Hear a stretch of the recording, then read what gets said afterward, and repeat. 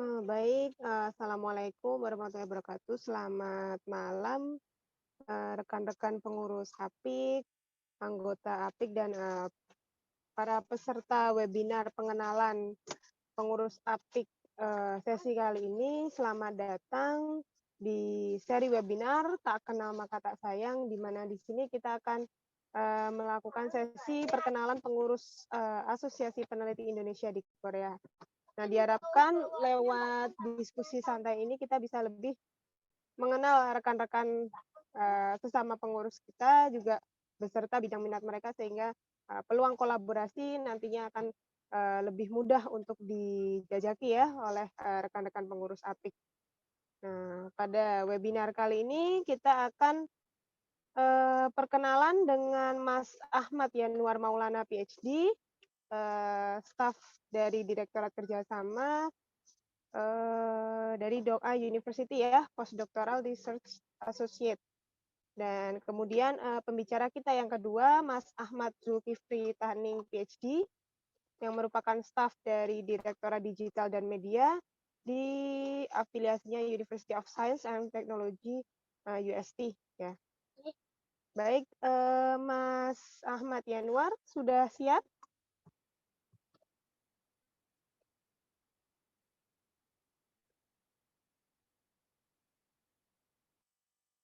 Oh, siap Mbak.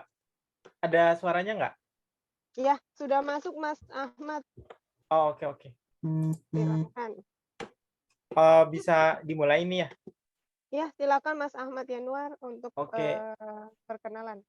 Oh, oke. Ini saya langsung share screen aja ya? Ya. Oh, gitu ya. Udah.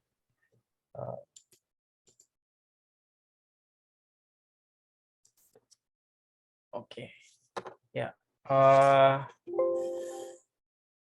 Ya, terima kasih atas kehadiran rekan-rekan semua. Terima kasih juga atas kesempatannya. Saya bisa mempresentasikan penelitian saya tentang prospek dari conversion type anoda dan katoda material for untuk lithium dan sodium ion battery ya. And then perkenalan, saya juga Ahmad Yanuar Maulana, berasal dari Jakarta.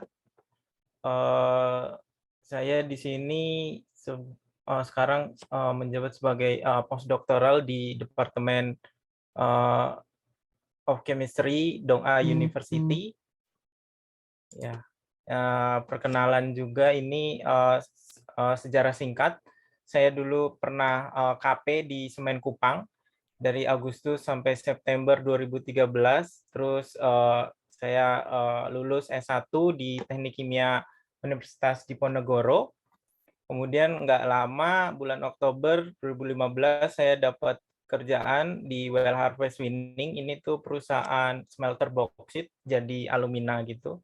Kemudian Januari 2016, cuma sebentar, saya jadi traveler. Kemudian 1 tahun, kemudian dapat tawaran dari teman untuk S3 di Doha gitu. Ya udah saya coba selama 2 tahun, berat badan saya turun 20 kg ya, karena saya kaget dengan kondisi di sini. Ya, tapi alhamdulillah bulan ini saya lulus S3 dan lanjut postdoc. Nah, kembali ke materi, kita tahu lithium ion battery itu sekarang digunakan di mana aja, dipakai di apa aja, kayak misal di kendaraan listrik, laptop, handphone, sepeda listrik, dan lain-lain gitu, kehidupan sehari-hari gitu. Nah, tapi lithium ion battery itu masih banyak masalah. Contohnya dia persediaannya itu sedikit dan hanya ada di beberapa daerah gitu. Contohnya Amerika Selatan, Amerika Utara, Cina, Australia, terus sedikit di Zimbabwe sini dan Portugal. Padahal kita lihat di sini demand dari lithium ion battery itu sangat tinggi gitu. Sehingga ditakutkan akan terjadi kelangkaan lithium di kemudian hari. Dan kita lihat harga lithium metal itu sendiri udah naik banget, sekarang sekitar 85.600 US dollar per metric ton. Jadi lab kita tuh sekarang lebih fokus ke substitution lithium ion battery ini gitu. Contohnya sodium ion battery. Kenapa sodium? Karena harganya sekarang tuh masih murah, sekitar 25 kali lebih murah daripada lithium metal. Terus sodium itu juga persediaannya juga lebih banyak, jauh lebih banyak daripada lithium di sini. Kita lihat. And then sodium itu kita bisa dapat dari mana aja, dari laut. Dan juga sodium itu punya satu grup sama lithium. Jadi mekanisme penyimpanan energinya tuh bakal sama kayak lithium. Tapi sodium itu punya masalah, dia ukurannya lebih besar daripada lithium, sehingga mengakibatkan slow diffusion kinetic. Nah, ini basic mechanism daripada lithium ion battery dan sodium ion battery. Sebenarnya hampir sama mekanismenya.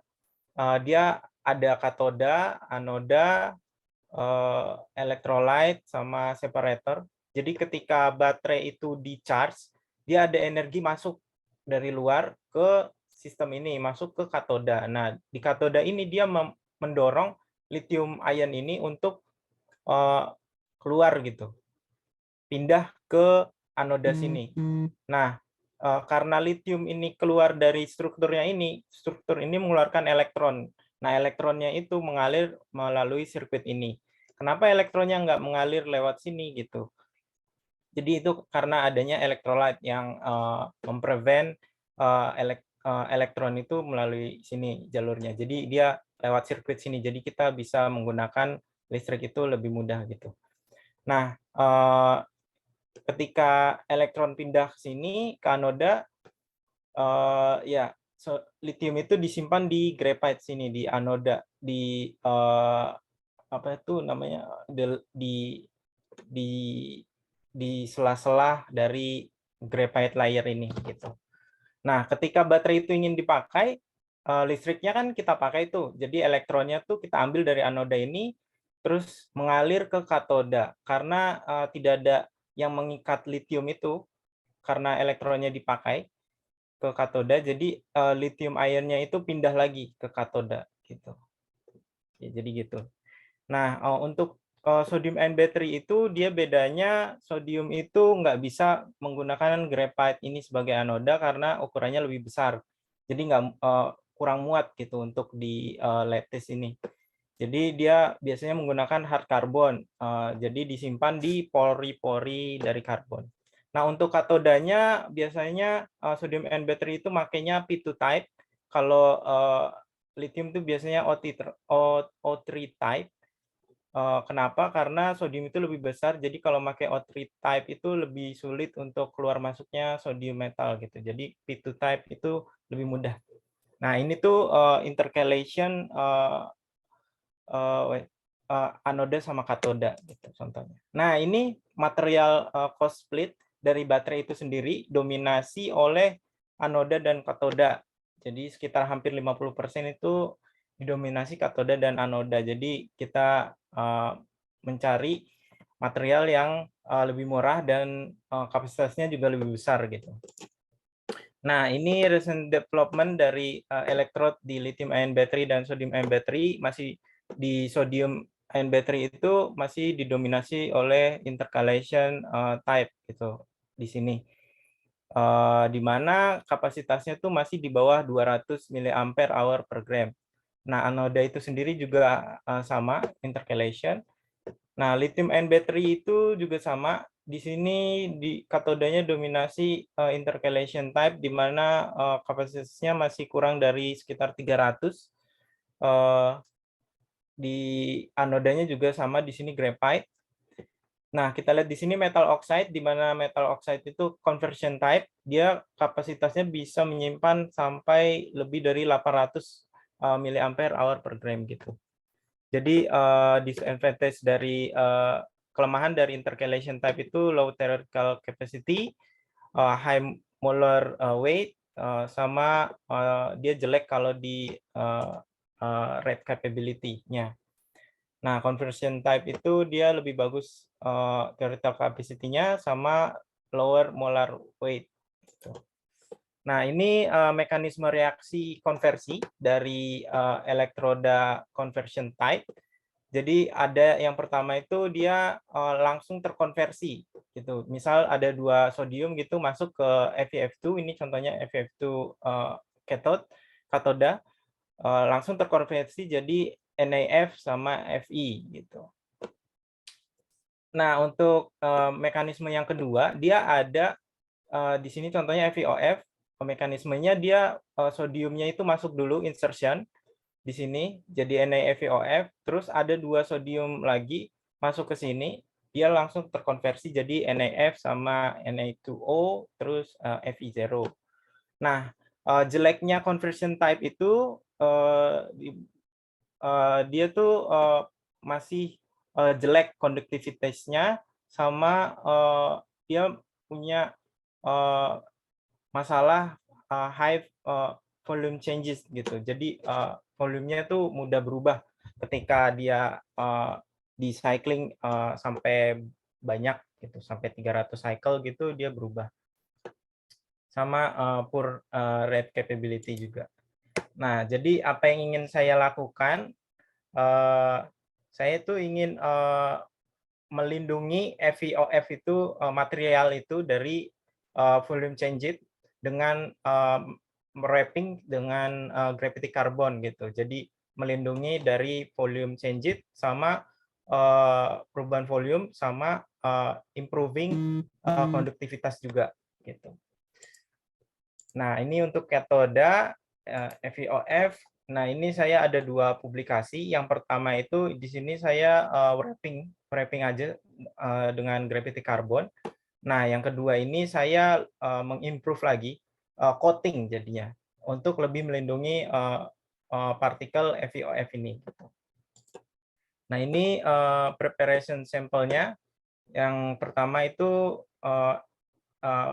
iron precursor digabung sama terephthalate acid, ada sulfothermal reaction berubah jadi MIL88B, calcination menghasilkan Fe dan Fe3C, terus mix dengan H2SiF6 berubah jadi FeSiF6H2O, sulfothermal reaction jadi FeOF gitu. Nah, ini kita cek XRD per sampel, jadi kita cek dia tuh berhasil apa enggak gitu sintesanya, dia benar apa enggak berubah jadi FeF3 atau FeSiF6 gitu. Nah, untuk penelitian yang kedua saya ini, saya merubah cuman mengganti ini material di sini aja dengan maleimeric acid ditambah dengan iron precursor gitu. XRD-nya juga sama, hasil akhirnya FeOF. Nah, untuk mengetahui connection antara FeOF sama karbonnya, kita cek dengan XPS analisis gitu. Nah, di sini FeOF tanpa karbon dia peak-nya cuma 1, nggak ada peak di sini. Tapi FeOF yang ada karbonnya itu yang wrapping yang coating itu yang saya coating, dia ada tambahan peak di sini, dia peak bonding antara karbon dengan fluorine gitu. Jadi diasumsikan FeOF sama karbonnya gitu. Nah, dibandingin sama FeOF dari 88B itu peak-nya itu lebih kecil yang ini. Jadi yang coating itu jadi lebih baik connection-nya daripada yang cuman di wrapping aja. Nah, ini Tm-nya kita cek morfologi dari partikelnya yang tanpa karbon, dia panjang-panjang kayak gini, besar-besar. Nah, ketika di wrapping sama karbon, partikelnya berubah jadi bulat-bulat, terus lebih kecil juga. Terus ketika kita coating dengan gravity carbon, dia partikelnya lebih kecil lagi. Gitu. Nah, untuk performa dari baterainya itu sendiri yang pakai katoda FeOF dari MPA itu improve gitu daripada yang cuman di wrapping di sini. Ya, cuman improvementnya cuma sedikit gitu untuk cyclingnya ini. Tapi untuk yang rate performance di mana dia menggunakan fast charging gitu sampai 20 ampere per gram, dia itu bedanya lebih besar gitu, jauh lebih besar yang coating daripada yang wrapping.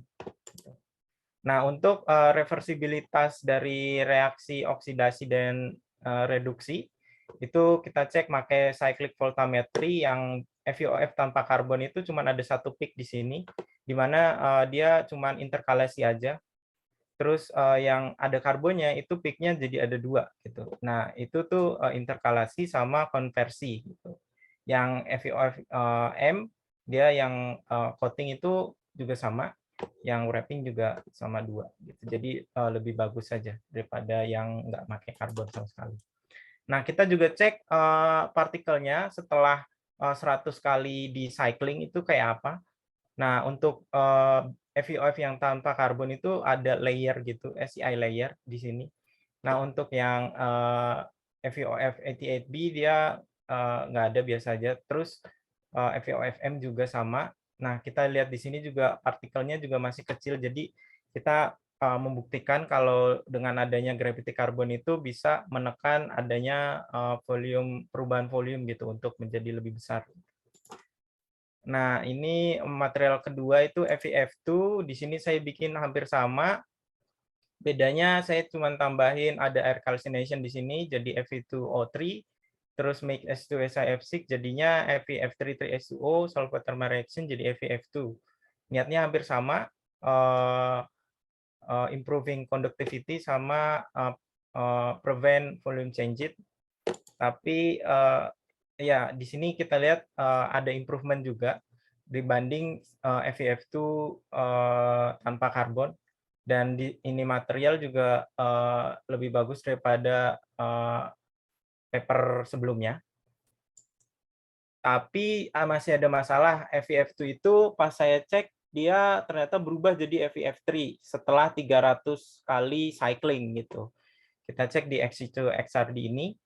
Nah, di XC2 XPS juga kita cek dia pertama tuh Fe2+ dari FeF2. Terus after satu kali cas dia berubah jadi Fe2+ sama Fe3+ gitu, FeF2 sama FeF3. Terus after 300 charge dia semua berubah jadi FeF3 gitu. Nah, untuk XC2TM juga sama, kita cek lattice-nya di sini FeF2, di sini dari FeF2 berubah jadi Fe sama NaF, yang FeF3 berubah jadi NaFeF3 di sini. Terus after setelah 300 charge dia berubah jadi FeF3 semua.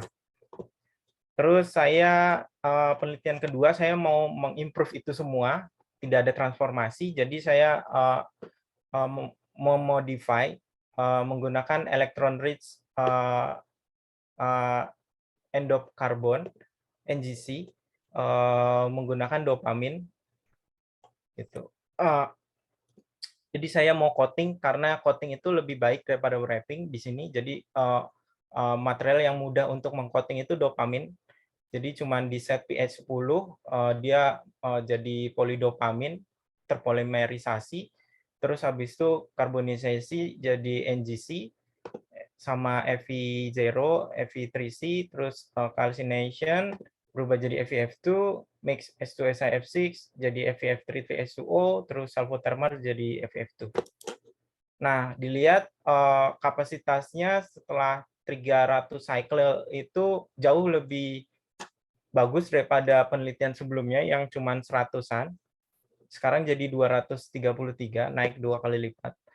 Nah, untuk fast charging-nya juga lebih bagus lagi dibanding yang sebelumnya.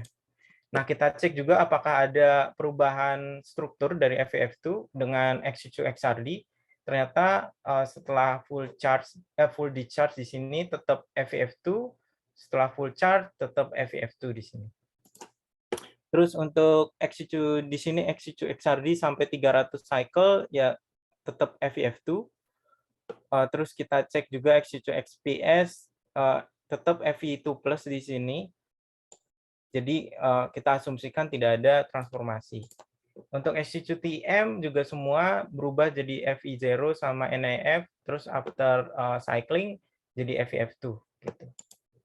Terus kita cek juga untuk fuel cell-nya. Yang sebelumnya itu kita pakai sodium metal di mana sangat berbahaya. Jadi kita ganti anodanya itu menjadi FeF3 gitu. Jadi lebih aman untuk lebih practicable gitulah. Kita komparasi sama yang menggunakan intercalation katoda itu katoda dengan conversion itu lebih bagus kapasitasnya dan energy density-nya juga lebih bagus. Untuk power density-nya juga masih di atas daripada katoda-katoda yang menggunakan intercalation type. Nah, untuk anoda saya juga melakukan publikasi di Jalkom ini dengan cobalt oxide. Saya coating dengan NGC juga dari ZIF8 sama ZIF67 ini. Untuk lithium ion battery dia setelah 60 cycle itu menghasilkan kapasitas di atas 1000 gitu, di mana yang komersial anoda graphite itu sendiri cuma 300 kapasitas penyimpanannya gitu. Nah, kemudian anoda kedua ini Fe2O3 ya, untuk sodium ion battery saya coating juga dengan dopamin. Di sini kita lihat dia tercoating sempurna gitu. Kapasitasnya juga variabel yang paling stable itu masih di atas 500 gitu, masih di atas commercialized anode gitu. Nah, ini ongoing work yang lagi kita jalani. Ini saya lagi membimbing mahasiswa S2. Ini salah satunya dari proyek saya yang ini. Jadi kita ganti coatingnya dengan nikel, terus selenization menjadi nikel selenide. Ini juga conversion anode. Nah, yang kedua ini master student yang kedua ini dari penelitian saya juga dari MIR88B, dia selenization berubah jadi FeSe2 gitu. Terus ini ongoing work-nya saya sendiri. Saya mau mendop dengan kobalt. FeOF-nya didop dengan kobalt. Jadi Fe-nya itu diganti dengan kobalt. Nah, saya cek dengan XPS itu kobaltnya itu 2+. Jadi ada defect itu entah oksigen dan fluorin gitu. Jadi saya cek dengan saya jadi belajar sekarang komputasi kimia untuk mengecek defect itu. Ternyata oksigen defect itu lebih stabil daripada fluorine defect di sini. Kita lihat. Kemudian untuk band gap-nya juga cobalt dope itu menurunkan band gap gitu. Jadi elektronnya itu lebih mudah loncat dari valence band di sini ke conductance band di sini dibanding yang tanpa cobalt dope gitu. Ya, terima kasih. Ini labmate saya sekarang. Ini profesor saya, ini 2 mahasiswa master yang lagi saya bimbing sekarang. Ini PhD student di lab saya, ini juga PhD student yang baru. Ini 2 orang master student. Terima kasih. Jika ada pertanyaan, ya. Ya, terima kasih Mas Ahmad Yanuar atas presentasinya ya dan perkenalannya. Mungkin langsung saja di sesi Q&A, silahkan bagi rekan-rekan yang ingin bertanya kepada Mas Ahmad Yanuar, dipersilahkan untuk raise hand. Nanti silahkan langsung saja.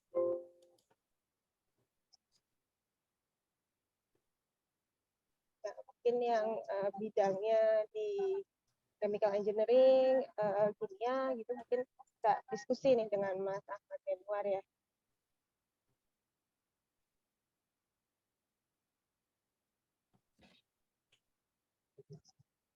Baik, mungkin sambil menunggu saya yang bertanya ya Mas Ahmad. Kebetulan saya background-nya sih teknik industri ya, cuman mungkin satu fakultas kalau di saya di Fakultas Teknologi Industri begitu. Kalau pemakaian tadi baterai yang lithium sodium itu nanti dipakainya di aplikasinya di mana ya Mas ya? Maksudnya Yang sodium ion battery itu?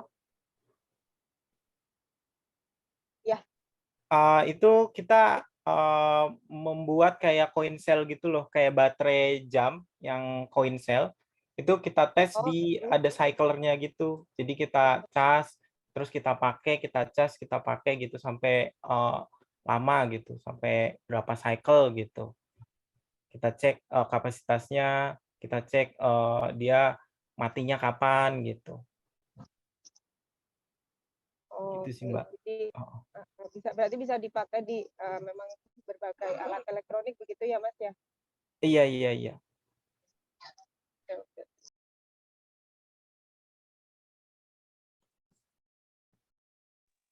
Ya, ini sudah ada 2 penanya dari Mas Romel dan Mas Ivan. Mungkin Mas Romel ya, silakan Mas Romel. Oke, Assalamualaikum, selamat malam. Malam. Menarik.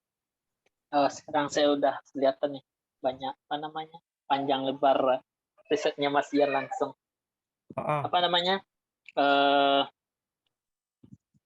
Dari banyak material yang dipakai untuk anoda atau katoda ya? Ada dua Mas, anoda sama katoda gitu. Kalau katoda itu biasanya metal fluoride karena dia potensialnya bisa lebih besar gitu. Kalau yang anoda itu biasanya yang conversion itu metal selenide, metal oxide gitu. Oh, berarti Mas Ian lebih fokus ke anoda berarti ya? Sebenarnya saya lebih fokus ke katoda sih Mas. Kalau yang anoda cuma bantu-bantuin anak master sih sebenarnya. Tadi ada kayak iron oxide fluoride kan? Di sini itu nih metal oxide. Dipakai anoda atau katoda? Kalau metal fluoride yang di sini itu katoda. Metal fluoride, metal FeOF. Nah, itu kan dia metal ada fluoride-nya tuh. Nah, yang ada fluoride-nya tuh biasanya katoda gitu.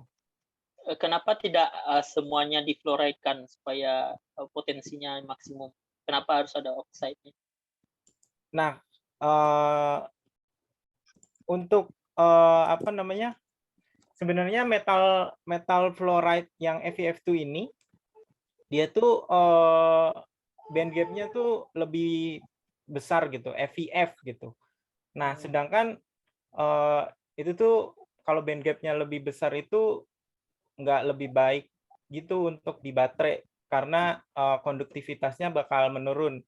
Nah, jadi ada beberapa orang ingin menggantikan FeF2 ini dengan FeOF gitu. Jadi diselipin oksigen untuk menurunkan band gap-nya. FeO itu band gap-nya lebih kecil daripada FeF gitu. Tapi sebenarnya masalahnya FeOF itu dia potensialnya itu lebih rendah daripada FeF gitu. Nah, itu sih jadi masalahnya. saya sepengetahuan saya pendek pengetahuan saya, oxide juga konduktivitasnya juga rendah kan ya? Iya. Tapi sebenarnya lebih baik daripada yang FeF. Oke, understand. Nah, FeOF itu sendiri juga dia karena ada tambahan gitu di sini jadi ada interkalasi sama konversi gitu. Jadi satu sel itu dia bisa nyimpen 3 sodium gitu. 3 sodium atau 3 litium karena bisa dipakai di sodium ion battery dan lithium ion battery. Tapi kalau yang FeF doang itu dia cuma bisa nyimpen 2 sodium gitu karena langsung konversi aja gitu. Oke. Berarti kalau yang ferrum fluoride atau ferrum oxide fluoride ini udah ada yang komersil nggak? Oh, belum ada Mas jauh ini Mas. I see. Siap. Dari saya cukup pertanyaannya. Iya. Sekarang yang komersil masih yang interkalasi itu yang NCM, nikel, kobalt, mangan, oxide gitu. Masih itu ya. Iya, padahal kapasitasnya masih di bawah 300 gitu.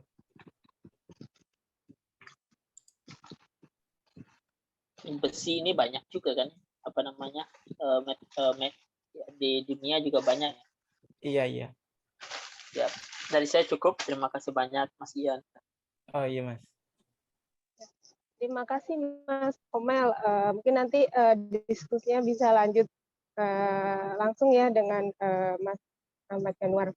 Baik, terima kasih Mas Ahmad Yanuar. Mungkin tadi Mas Ivan sempat bertanya juga, kalau masih ada waktu memungkinkan mungkin bisa di akhir sesi atau nanti langsung ke Mas Ahmad Yanuar ya.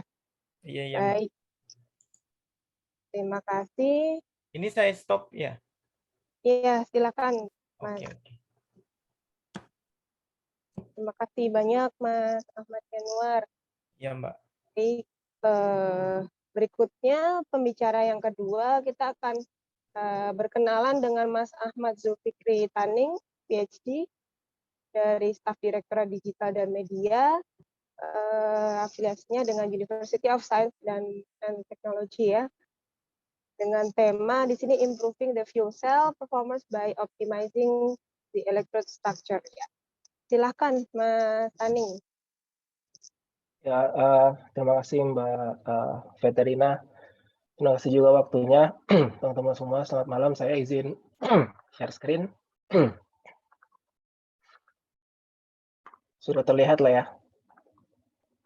Sudah, Mas. Oke, baik. Saya langsung mulai aja ya. Assalamualaikum warahmatullahi wabarakatuh. Terima kasih kesempatannya untuk bisa berkenalan bersama teman-teman APIK semua di sini. Nama saya Ahmad Zulfikri Taning. Dan tema yang akan saya bawakan pada malam ini itu tentang penelitian saya sebelumnya, waktu S3 yang kemarin, baru lulus. Jadi di sini saya akan mencoba membahas topik tentang fuel cells, dan kebetulan fuel cell ini merupakan salah satu kompetitor ya dari baterai yang diteliti sama Mas Ian gitu ya. Dan tapi mudah-mudahan kita di sini ke depannya bisa menjadikan membuat suatu kolaborasi lah gitu kan. Ya, perkenalan lagi, nama saya Ahmad Zulfikri Taning. Sebelumnya saya lulusan Metalurgi UI 2009. Kemudian tahun 2014 sampai tahun 2002 kemarin Februari itu saya integratif program di Korea University of Science and Technology UST. Kemudian saya bekerja di Fuel Cell Laboratory. Maksudnya bekerja di sini waktu masih S3 ya, di KIER gitu, Korea Institute of Energy Research, di lab fuel cells. Sampai saat ini, setelah lulus, saya masih belum terafiliasi oleh organisasi, institusi, atau universitas manapun. Istilahnya freeman lah ya. Oke, jadi saya langsung ke materi aja. Jadi kalau teknologi fuel cell itu banyak digunakan di pembangkit listrik ataupun kendaraan transportasi ya, seperti mobil, truk. Dan kalau misalkan di fuel cell system itu, dia biasanya terdiri dari fuel cell stack, yang mana dari fuel cell stack itu terdiri dari beberapa lapis MEA atau membran electrode assembly. Nah, di sini fokus penelitian saya adalah bagaimana caranya kita meningkatkan performa dari fuel cell, performa dari MEA itu sendiri, dengan cara mengontrol struktur dari elektrodanya. Sama seperti baterai, di sini MEA sendiri terdiri dari anoda dan katoda yang diselingi oleh elektrolit. Nah, elektrolit yang kita pakai itu adalah elektrolit polimer. Dan kemudian konsentrasi saya di sini adalah di bagian katodanya. Nah, di dalam katoda, cathode catalyst layer ini ada satu area yang dinamakan triple phase boundary. Nah, triple phase boundary ini merupakan tempat di mana reaksi elektrokimia berlangsung. Sehingga suatu catalyst layer dalam MEA itu seharusnya itu bisa secara efektif mentransport oksigen, H2, dan juga elektron ke permukaan platinum untuk membuat suatu reaksi elektrokimia yang nanti bisa kita baca performanya reaksi tersebut dalam suatu grafik disebut IV polarization curve seperti itu. Nah, untuk membuat atau memproduksi membran electrode assembly itu sendiri, pertama-tama kita harus mencampurkan 3 komponen utama yang terdiri dari biasanya kita di lab pakainya PTC ya, platinum karbon, kemudian dicampur dengan namanya ionomer binder gitu untuk mengikat si PTC tersebut, serbuk PTC, dan kita larutkan di solvent. Jadi ada 3 komponen utama, PTC, kemudian ada ionomer binder, yang hijau-hijau nih, terus kemudian kita campurkan ke dalam solvent, larutan solvent, kemudian kita dispersi sampai tercampur rata, kemudian di sini ada proses apa ya istilahnya, mechanical crushing gitu ya. Jadi kadang kan pas kita mencampurkan kadang masih suka ada apa namanya, kayak granular-granular yang gede-gede gitu ya. Nah, ini di crushing lagi supaya jadi lebih halus dan lebih tercampur merata antara ionomer binder dengan PTC-nya, dan kemudian kita dapatkan yang namanya ink slurry. Nah, setelah jadi ink slurry ini, kemudian kita membuat elektroda itu dengan berbagai macam metode seperti electrode spray coating, kemudian ada juga yang dinamakan bar coating. Nah, setelah jadi elektrode, nanti kita bisa dapat 2 elektrode, anoda dan katoda, kemudian lalu kita press anoda dan kita bikin sandwich gitu ya. Jadi kayak anoda, kemudian polimer membrannya, kemudian katoda kita press dengan metode hot pressing, disebutnya decal method, untuk melekatkan si elektroda yang tadinya kita coating di atas substrate menjadi nempel di apa namanya, polimer membrannya seperti itu. Nah, kami mengira bahwa untuk bisa mendapatkan apa ya, area triple phase bonder yang efektif untuk menghantarkan oksigen, hidrogen, dan juga elektron, itu kita bisa mulai dengan cara mengontrol apa namanya, interaksi antara ink komponen di dalam katalis ink itu sendiri, seperti itu. Nah, yang kami coba di lab, dan ini ada beberapa referensinya. Jadi kami mencoba untuk mengontrol rasio dari si solvent itu sendiri. Jadi solvent itu kita bisa pakai single solvent, maksudnya satu jenis solvent saja, atau bisa dual solvent gitu. Jadi campuran antara air dengan etanol, air dengan IPA, air dengan NPA gitu. Dan banyak lagi solvent yang lainnya yang dipakai di lab. Tapi normally yang biasanya, generalnya yang biasanya dipakai itu antara DI water dengan IPA atau NPA. Nah, kebenaran kita ingin mencoba mengontrol si distribusi ionomer ini di atas permukaan PTC ini dengan membandingkan rasio antara DI water dengan NPA.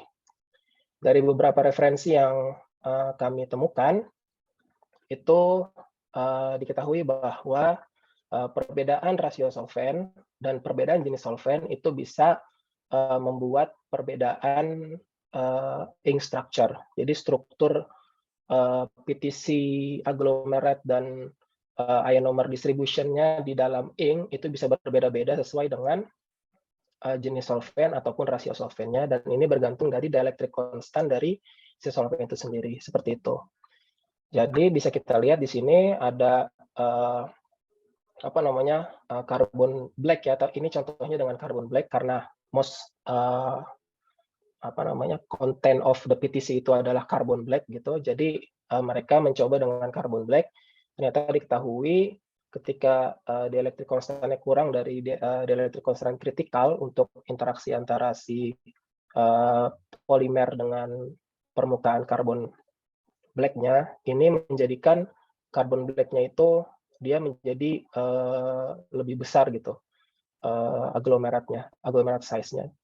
Tapi ketika dielectric constant dari solvent itu mencapai titik optimum dielectric constant yang bisa membuat si karbon dengan polimernya itu berinteraksi dengan optimal, dia akan menjadikan si carbon black ini tuh menjadi aglomeratnya lebih kecil dan ionomernya lebih terdistribusi merata.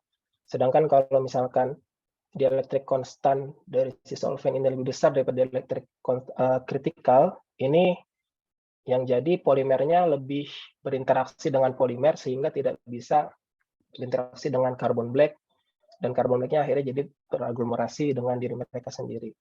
Di sini juga di referensi nomor 2 bisa kita lihat juga perbedaan water content dari solventnya juga mempengaruhi struktur dari si ink itu sendiri. Dan di sini bisa kita lihat juga antara water dan NPA 2:8, 6:4, dan 10:0. Ini catalyst size, PTC size-nya juga berbeda ukurannya, begitu juga dengan ionomer size-nya. Nah, jadi kita ingin mencoba untuk mengontrol komposisi dari solvent itu sendiri dalam ink, sehingga itu akan mempengaruhi interaksi antara ink komponen, PTC dengan ionomer dan dengan solvent itu sendiri, dan pada akhirnya nanti akan mempengaruhi struktur dari si katalis ink itu sendiri.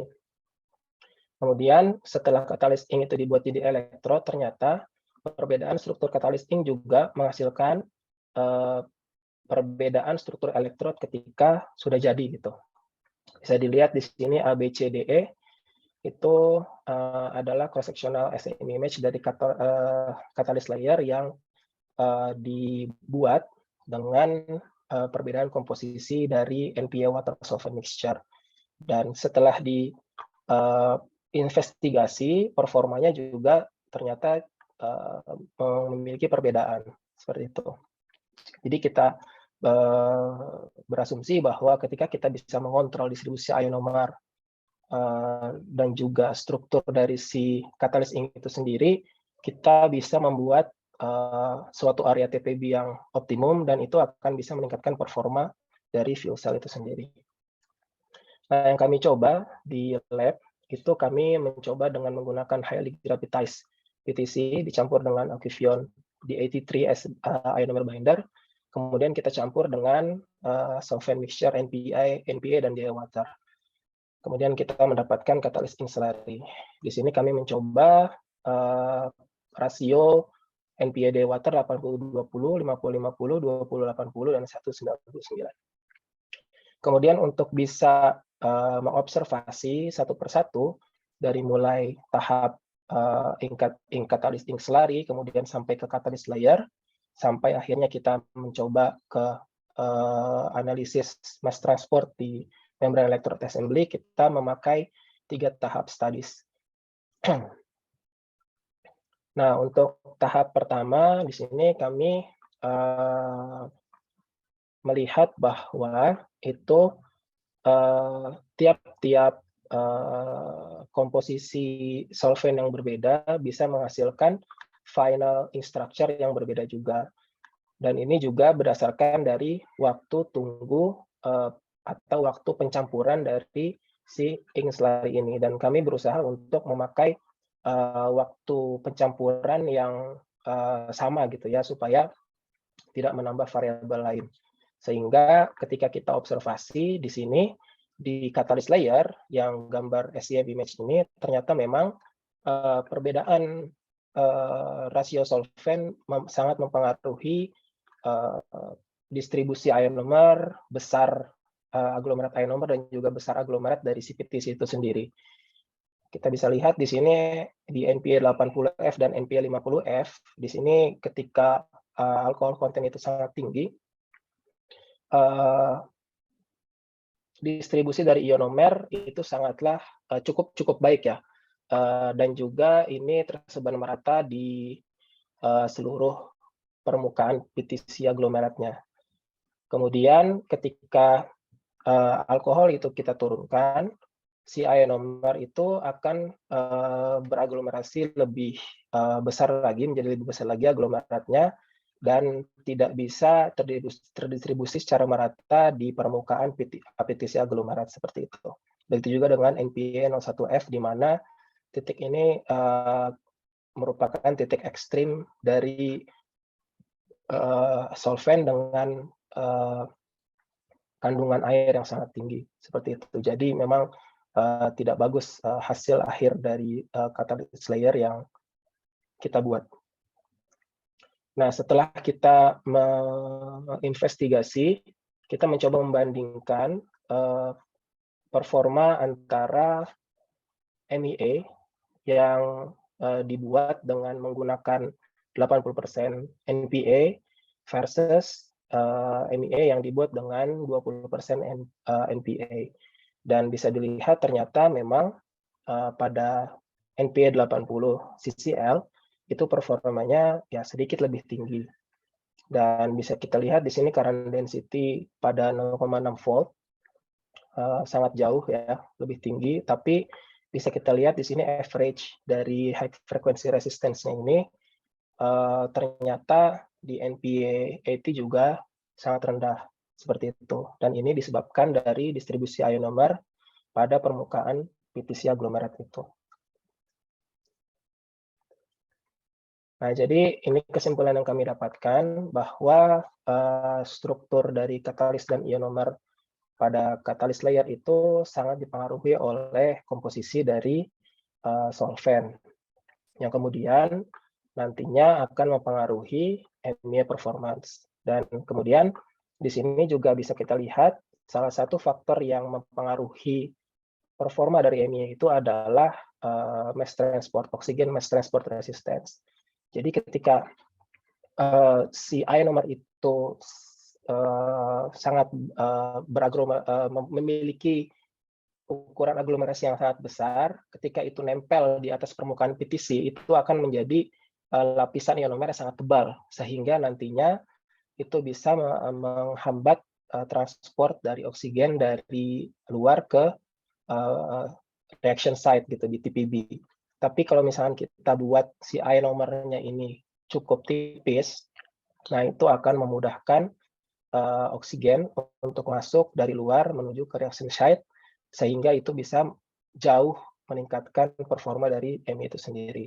Dan sampai saat ini kami juga masih terus menginvestigasi di lab kami untuk bagaimana caranya bisa mengoptimalkan struktur dari selektrod ini sehingga ketiga transport yang penting pada TPB yaitu transport elektron, transport H+, proton, dan juga transport oksigen itu bisa optimal gitu bersama-sama. Kalau misalnya kita lihat kan di sini ketika transport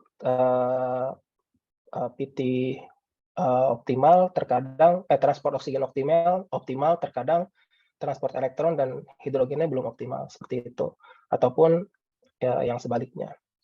Jadi ya masih banyak ruang untuk bisa dieksplorasi lagi dari optimalisasi electrode structure yang diawali dengan mengkontrol proses pembuatannya dari katalis ink seperti itu. Mungkin itu saja yang bisa saya sampaikan, kurang lebihnya mohon maaf. Silakan jika ada pertanyaan. Wassalamualaikum warahmatullahi wabarakatuh. Terima kasih banyak Mas Taning. Mungkin karena keterbatasan waktu, langsung saja yang mau bertanya silakan raise hand.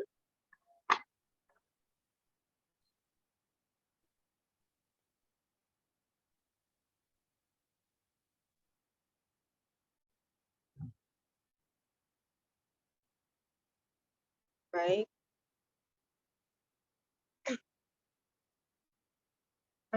Ya. Mungkin dari saya ya Mas Taning, untuk peluang riset ke depannya seperti apa ya Mas? Mungkin bisa dijelaskan yang tadi disampaikan ya terkait dengan perubahan struktur elektroda dan sebagainya tadi. Ya, jadi pertanyaan yang sangat bagus Mbak Veterina. Jadi kalau misalnya saya sendiri sih dan profesor di lab care yang dulu, itu kami berpikir bahwa tiap-tiap katalis, tiap-tiap ionomer itu memiliki campuran atau formula sendiri-sendiri gitu untuk bisa mengoptimalkan elektrod. Jadi selama ini kalau di lab itu kami pakai misalkan campuran NPA sama campuran DI waternya 80-20 gitu. Nah, kita pakai itu untuk semua katalis dan juga untuk semua jenis ionomer. Tapi ternyata setelah kami teliti lagi dan kami baca beberapa referensi, bahwa sungguhnya itu untuk tiap-tiap katalis, jenis katalis, dan juga untuk tiap-tiap jenis ionomer gitu, itu bisa berbeda-beda gitu untuk optimalisasi formula dari si ing selari. Jadi tidak mesti kita memakai campuran 80-20 untuk misalkan PTC dengan jenis karbon graphitized karbon gitu. Dan juga ionomernya juga kan ada jenis ionomer yang rantai panjang, rantai pendek gitu kan, long side chains dengan short side chains. Nah itu bisa berbeda-beda itu NPA, rasio NPA dengan dia waternya. Jadi kami ingin berusaha menginvestigasi satu persatu gitu sehingga nanti ke depannya kita bisa mengoptimalisasi semua jenis PTC dan juga semua jenis ionomer. Jadi semacam kita bikin database gitu. Itu mungkin rencana ke depannya akan seperti itu. Menarik. Terima kasih banyak Mas Taning atas jawabannya ya. Ini mungkin bisa jadi peluang riset ke depan sudah dikasih clue-clue oleh Mas Taning. Baik, mungkin satu pertanyaan lagi kalau masih ada. Atau mungkin kalau oh ya Mas, ada Mas Kelvin ini. Silakan Mas Kelvin. Mas Kelvin? Halo. Ya, silakan Mas. Saya mau nanya sedikit aja. Tadi kan dijelaskan di penelitiannya Mas Taning ini banyak yang berhubungan dengan solvent dan mixnya gitu ya. Nah itu saya pengen tahu gimana sih pertama kali bisa nemuin optimalnya tuh sekian gitu konsentrasinya. Soalnya saya juga sempat punya saya juga kan main solvent gitu. Saya pengen tahu gimana sih supaya dapat yang cepat gitu optimalnya, karena mau dapat optimal konsentrasi yang tepat itu susah banget. Itu aja. Terima kasih. Oke. Mungkin kalau misalkan untuk nyari konsentrasi yang optimal, dulu awalnya saya dari trial dan error gitu ya. Jadi benar-benar trial dan error beberapa tahun, tapi ternyata saya melihat ada beberapa metode yang bisa digunakan. Yang pertama itu kita bisa pakai PSD, Particle Size Distribution Analysis. Jadi ketika si solvent itu sudah optimal, itu nanti bisa membuat si particle size distribution dari si katalis dan particle size distribution dari si ionomer itu menjadi lebih kecil. Seperti itu, Mas. Jadi itu tahapan awal. Nah, kemudian kita lihat sedimentation rate-nya. Jadi ada beberapa penelitian yang menggunakan cara mereka mencampurkan beberapa solvent PTC, katalis, ionomer, dan juga dengan beberapa solvent rasio. Nah, mereka diemin tuh sekitar mungkin 3 hari sampai sebulan. Nah, nanti bisa kelihatan sedimentation rate-nya berapa. Nah, ketika sedimentation rate-nya itu lambat, itu artinya bisa jadi si solvent itu optimal untuk pencampuran si PTC dengan ionomer. Kayak gitu. Karena PTC-nya tidak cepat teraglomerasi gitu. Karena yang di sini yang mau dicari itu adalah bagaimana caranya si ionomer itu nempel dengan PTC sehingga tidak terjadi aglomerasi antara PTC dengan PTC. Seperti itu. Kayak gitu, Mas. Terus habis itu ya mungkin ini bisa dilihat dari SEM image juga, imaging analysis juga bisa dilihat. Seperti itu, Mas. Mungkin bisa menjawab. Oke, siap. Terima kasih. Clear. Baik, terima kasih banyak Mas Taning dan Mas Kavian ya atas diskusinya. Ya karena keterbatasan waktu juga, mungkin ada beberapa juga pertanyaan di chat, mungkin bisa nanti kita diskusi setelah sesi acara ini ya. Mungkin sekarang waktunya untuk foto bersama, silahkan bagi yang bisa di-on-kan kameranya, silahkan.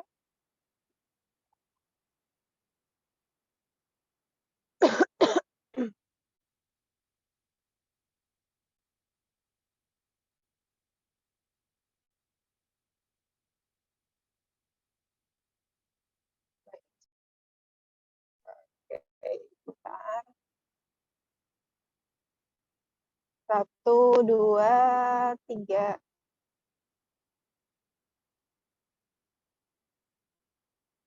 Ya, 1, 2, 3. 1, 2, 3.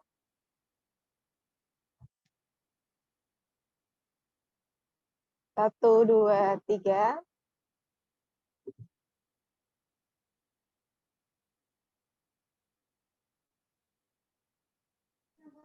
1, 2, 3. Masih ada 2 halaman lagi. Mohon maaf ini saya agak banyak ambil screenshot-nya ya. Ini terakhir.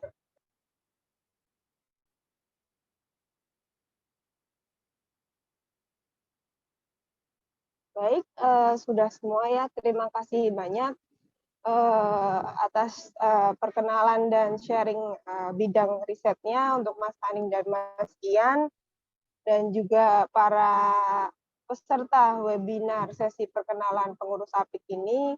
Semoga sesi kali ini bisa bermanfaat untuk rekan-rekan pengurus, anggota maupun peserta semuanya. Salam sehat semuanya, salam kolaborasi, selamat malam, assalamualaikum warahmatullahi wabarakatuh. Waalaikumsalam warahmatullahi wabarakatuh. Terima Terima kasih kasih Mas selamanya. Tony, Mas Ian. Terima kasih. Ya, terima kasih Sehat-sehat Mas Ian. semuanya.